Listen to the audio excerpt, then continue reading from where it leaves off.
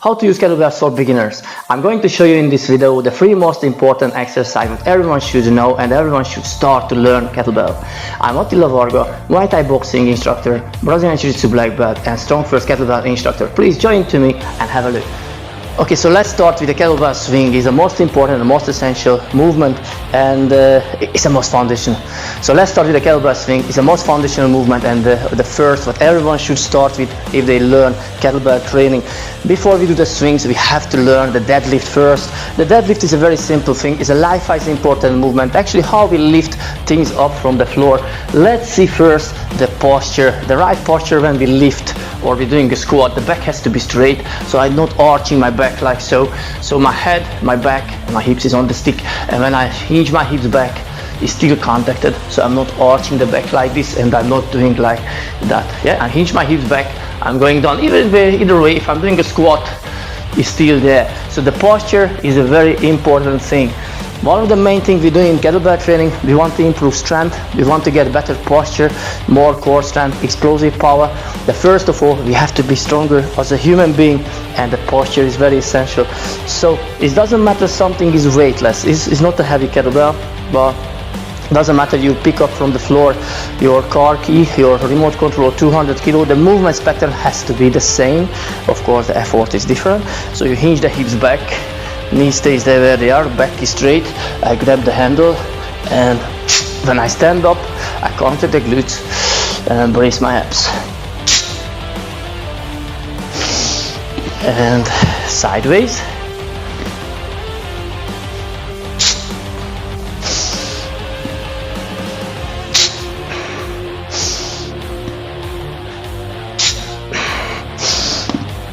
The hips movement is a very essential thing. It's a horizontal movement. It's like a jump.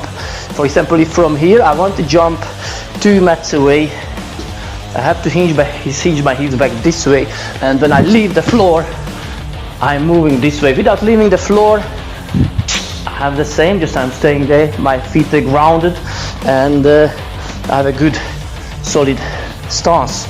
I have the same now. If I have the triangle setup, so the kettlebell forward, feet back, is like a nice triangle setup. I grab the handle with both hands, shoulders back to the socket. What I never want, shoulders off the socket, shoulders in the socket. I pull the bell towards me and drag behind me, and I settle down. 1 and 2, 1 and 2. With the next one, when my forearm contacted to my groin, I just snap my hips against my arm. So I have the contact. When I drag behind me, I push my hips against my weight holding arm, explosive breathing, it goes behind me, I have one more contact between my wrist and my groin, and I settle down again, and just settle down, and just settle down. And once it goes well, let's try 5 reps continuously. Very important, the right breathing and the posture at the end. So when I'm doing the swing, I have this nice straight posture at the end. Okay, so I'm not arching the back, knees are not straight. How can I be sure my knees are straight? Simple, pull the kneecaps up, and it's 100% sure knees are straight, and you stay here. If you're talking about the plank, what is a very beneficial drill. So if I'm here on the ground, ball of my foot, forearm down, I'm holding a knuckle, and I push my arms to the ground, whole body straight. If I'm standing up here, I have the same. Let's go for a standing plank now. And when from the top, the bar goes down, it's a lost momentum, I hinge my hips away.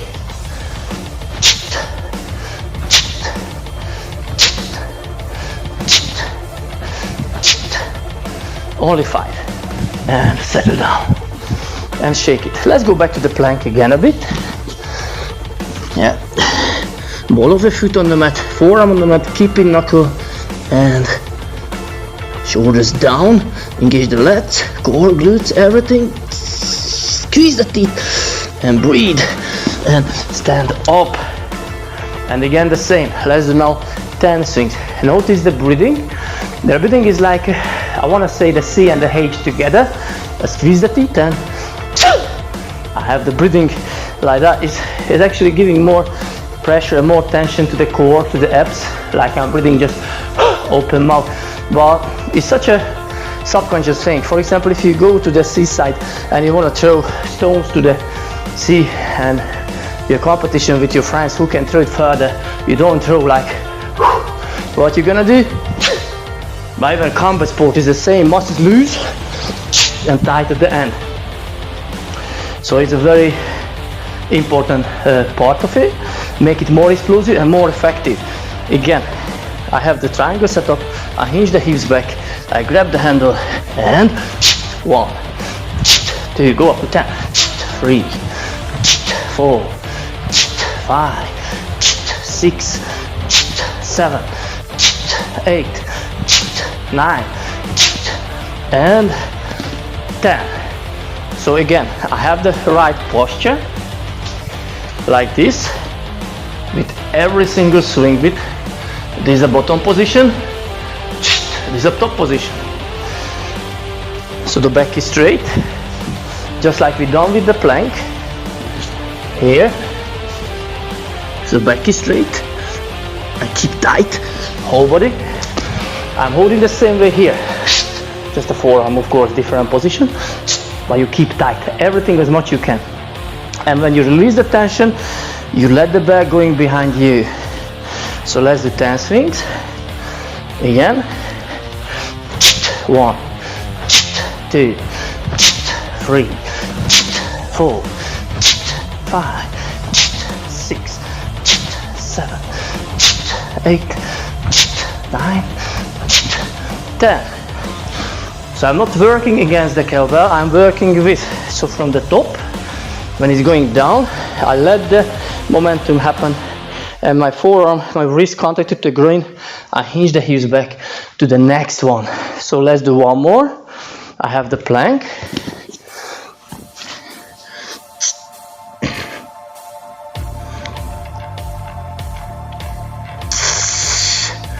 And I'm coming up. Not necessary to hold too long, so not the plank is the main drill. Anyway, I don't believe the plank need to keep longer than half a minute, because we're gonna lose anyway the tension. And especially with the swing, is a very short time. It's actually just breathe out, you keep tight, get support, contacting the muscles everywhere, and it's fine. Let's do it again. 10, 1, 2, 3, 4, 5, 6, 7, 8, 9, 10. And I settle down and I shake it. I keep loose. So if you talk about the kettlebell swing and how to use kettlebells for beginners, of course we have more variations for this as well. You have the double hand swings and the single arm swings. What is very similar, of course, but is very asymmetric. When I do it with double hand with, is symmetric impact on the body. When I do with single, only one of your shoulder takes all the impact. I'm gonna start the same way. I grab the handle with two hands, the other hand goes behind me, and I keep focus on the shoulder. I don't want to drop the shoulder. Shoulders back to the socket. So 1, not working hand behind me, and 1, 2, 3, 4, 5, and settle down. Let's do sideways. So everything the same, not working hand goes behind me, just like double hand was here. I'm holding the bell with two hands, single arm, not working hand goes behind me, so I'm not just holding here, and I can see some people just doing that. No, other hand follows the same movement, it just goes behind me. So let's do 5 with other hand. 1, 2, 3, 4, 5. Why do I touch the handle? I have 2 very good reasons for. Number 1 is giving me feedback.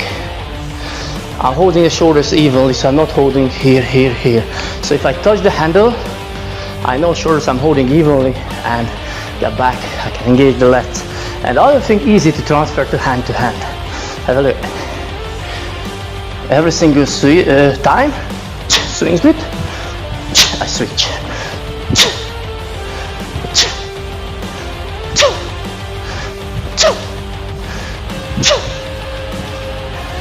So what happens? Pair goes up. I'm not just touching, I grab with the not working hand, I release with the other one, and I follow the movement with the other hand outside of the body. And so let's do again, only 10 times. So 1, not working hand behind me. 1, 2, 3, 4, 5, 6, 7, 8, 9, 10. So with the single arm swings, very important to understand, while the double arm, 2 arm swings is very symmetrical, the single arm very asymmetrical impact on the human body, because all the impact on one side, and I don't want to shoulder off the socket, and I want to engage the glutes. Very important, with the double hand much easier to contact the glutes than single, so easier to hurt the back if you do something wrong. So when you do again, let's do only 5 single arm swings now. I pay attention to the hips and contacting the glutes. So then 1, 2, 3, 4, 5, switch.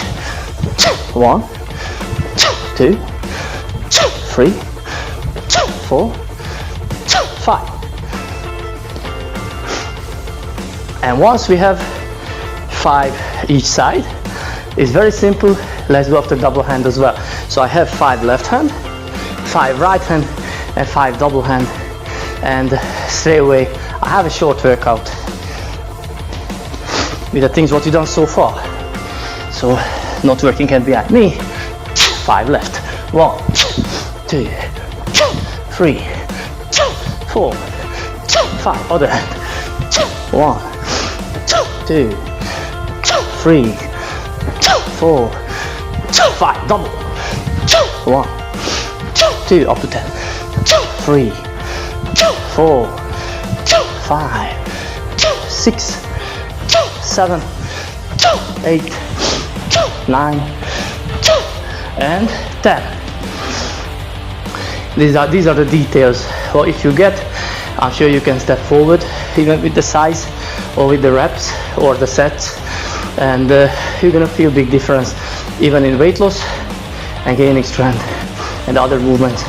The next movement I'm going to show you is going to be the Turkish Get Up, and that's the next step, how to use kettlebells for beginners.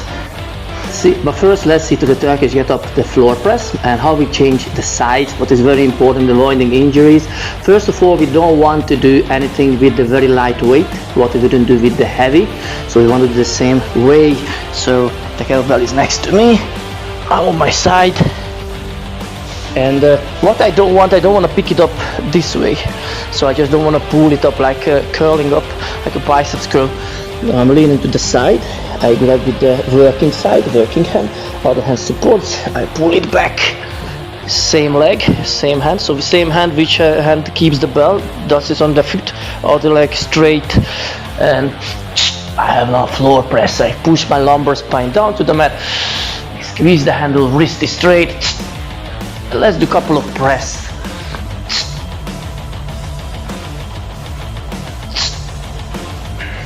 I grab with the other hand, I settle down, and what I don't want to pass over the body. I have more option.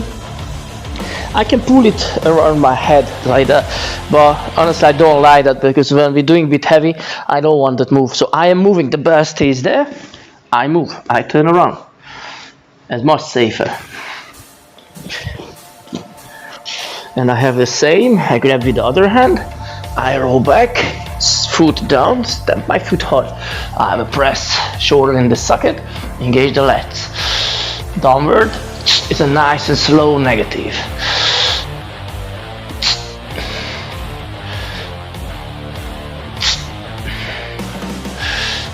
and I settle down. And actually, how I said is also acceptable. Pull it in half circle this way.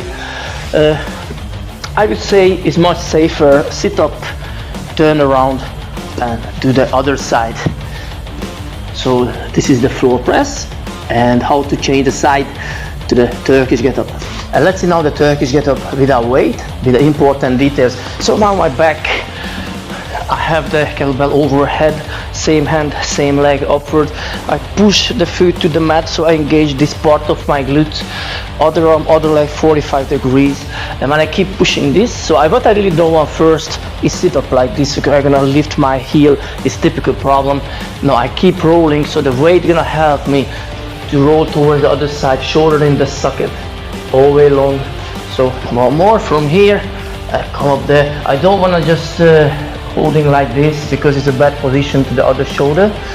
So shoulder in the socket, I engage my lats, and this shoulder which will hold the weight, I pull it down. So I want to engage the lats as well. So one, other hand goes slightly behind me, get more support. I have a toe sit, and I lift my hips, I step back. I hinge my hips back, and the knee is the pivot. I have a windscreen wiper, so I have a sweeping motion behind me with my foot, and I push my foot to the mat and I stand up. Downward gonna be the same, couple of differences. Like I step back longer than is optimal. Typical problem I realized, some people just step back, knee down, turn, and just like me, I have long legs. My front leg is already the way of my other leg. I can't step forward properly. So what I'm gonna do, I step back longer than is optimal. So again, I step back one, knee on the mat, I touch my hips, and I turn again. This is a very important thing. This is the position where my view is changing. So here I'm still looking forward, and from here I look up to the weight. The floor is not moving. I'm gonna get the contact between my hand and my leg, and my hand goes down on my thigh. I touch the mat, and my hand goes forward on the mat. And I step forward now, one, back to the sit, elbow, and back to the back. I grab the weight, pull it down, and roll to the side. So these are the details. Let's see now with the weight. So I have the weight here.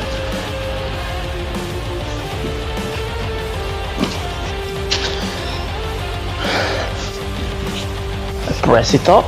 I can help with the other hand. No, the floor press, the main tool now is the get up. So I can help with the other hand. Wrist is straight, that's very important, very essential. I push the foot to the mat, and I engage the glutes, and slightly I'm coming to the other side, and I sit up, and I have the position on the elbow, and I have the high sit. I lift my hips and I step back. My hand and my leg in one plane, my knee under the hips. I hinge back, and I have turn, and I stand up. So this is a position now at the end. Arm behind the ears, and long straight arms, and step back longer than is optimal. Knee down, touch the hips, turn. This is a position I change my view, and I step forward, back to the elbow. I'm going back. I grab the weight, pull the belt down, and roll to the side. So even if it's very light, I'm not doing any other way. So this is the right, correct way to do. I help with the other hand and settle down. What I really don't want, I don't want to settle down just here. It's not good for your shoulders, especially the rotator cuffs. If you have any problem with that, I pull it down and roll to the side and settle down. Let's see the Turkish Get Up from the other side. So I grab the bell, I pull towards me, same hand, same leg up, shoulder down, in the socket. I engage my lats, wrist straight, other hand, other leg in 45 degrees. I squeeze the bell, I push a foot to the mat, and I come up to my elbow, one. And I sit up to the palm, arm is straight. I lift the hips, and I step back.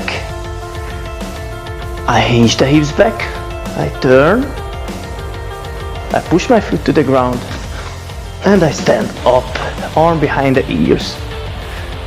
I step back, long, knee on the mat, I touch my hips.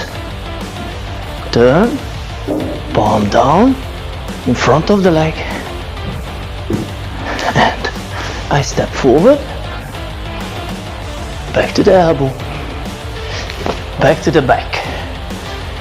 Other leg comes up, I grab the other hand, I pull it down, and I roll to the side. I settle the bell down safely. So this is the Turkish Get Up, the second most typical and important exercise here. After the kettlebell swing and the Turkish Get Up, the next most important movement what everyone should know is the Goblet squat. Feed up the kettlebell to the right position to the Goblet squat. I grab the handle just like with the swing, but the last movement now, I don't swing it out, I bring it up in front of me, I grab the handle and my upper arms on the ribs arc. From here, I just drop it and I settle down safely. Again, 1, 2, I squeeze the handle, upper arms on the ribs arc and back, 1, 2. Once we have this and we can keep tight, when I'm going downward I breathe in and my elbow I just put inside to my knee. So actually when I'm going down I don't keep my upper arms, I'm not going down this way. You can see that even the posture is wrong. When I'm going down, my elbows on the knee inside, I have much straighter posture here and I can use the weight as a counterweight. So when I drag behind me, 1, 2, I breathe in, elbows inside to the knee, back is straight, push my feet on the ground and settle down. Sometimes there is a question, what's the optimal depth to the squat? A lot of people have sensitive low back. They have some lumbar spine problem. So the main thing is when you feel the tailbone start curving on the, is some point there that's enough to go deep enough. If you don't have any pain there, you can go lower. I experienced this, someone has knee problem. Actually, this is the position where ACL has more pressure, so it's more hurtful. So if I'm going down like after the grass and you don't have any problem, that will be the optimal. And from there you stand up. The other typical question, how big stance you need. Everyone has different body structure, so there is no same people, so there is no two same stance. Some people feel wider, more comfortable, they have very nice loose hips. Some people feel narrower. What the main thing is, when I'm going down, my knee always tracks my toes, so I don't want to do my toes looks this way, my knee this way, so my knees always to the same direction where my toes are. So let's have a look. Let's do 5 squats this way. I grab the handle behind me, grab. If I feel this stance is not comfortable, I just make it, I just change it. Downward, I breathe in, elbows inside to the knee, I have straight posture. 1, back is straight, 2,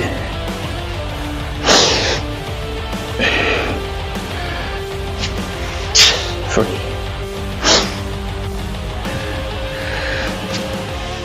4,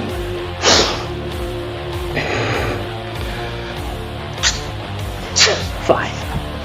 I swing it back, I settle down. The next one is a very interesting and good little stretching what helps a lot. I'm going down to the mat, and actually we can start from here. And I have this squat now, and very simply I just roll back. So I have the squat position just like so. One of my leg goes down straight, other leg stays up in the same angle to the hips. I grab with 2 hands and I pull this knee to the shoulder and I push the other leg down straightly. I pull this knee to the shoulder, push the other one down. At the same time, pull and push. Push down the straight leg, pull the other leg up to the shoulder. Yeah, you can keep straight the leg, both legs straightly now. Keep pulling and pushing, same. And again, I bend my leg and I pull closer to my shoulder. At the same time, push the other leg down, straight and let's reach. Yeah, so the same position, just like a squat was. So if I'm on the mat, it was the position where I did the squat. Other leg now straight, and I pull the other leg to the shoulder. I push straightly down to the mat, pull the other knee to the shoulder. Feel some good stretching. Good. Both legs straight. You feel the hamstring here, toes pointing back, knee straight as much possible, and bend the leg again. And push it down the straight leg, pull the other one. And let's have a look at the difference. We have 5 squats again. I grab the handle, correct my stance, downward breathing. Even I can stay at the bottom a bit. 1.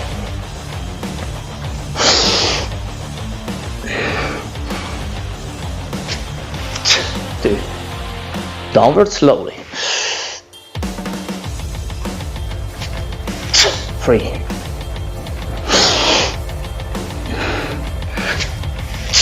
4.